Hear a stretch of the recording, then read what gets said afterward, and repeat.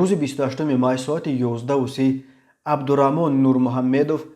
سال تولدش 2018 ساکن شهر گلستان نویه بلخی در زیر چرخ ماشین خوندای پورتر تحت اداره ایشان نظرов جمعه نظر ساکن 33 ساله امین شهرک مانده در جای حادثه جان باخته است. هر سال بر اثر صدمه ها در راههای تاجیکستان تا 400 نفر هلاک شده، بیش از 1200 تن دیگر معیوب می شوند.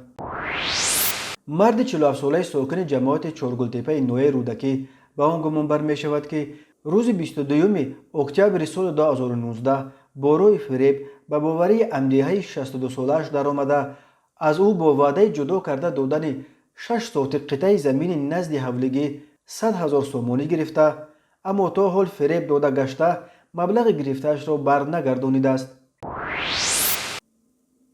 اینچنین با عریضه زن 54 ساله ساکن جماعت دهات لچوب نویه ورزاب مراجعت نموده است که از ماه مای سال 2018 تا ماه اپریل سال 2020 در کوچه ناظم حکمت زن 41 ساله ساکن شهر وحدت با روی فریب به باوریش در آمده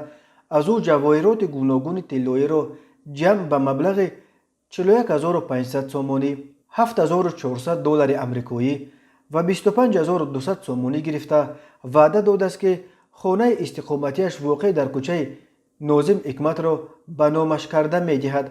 اما تا حال وعدش را اجرا نکرده مبلغ گرفتهش را بر نگردانیده است.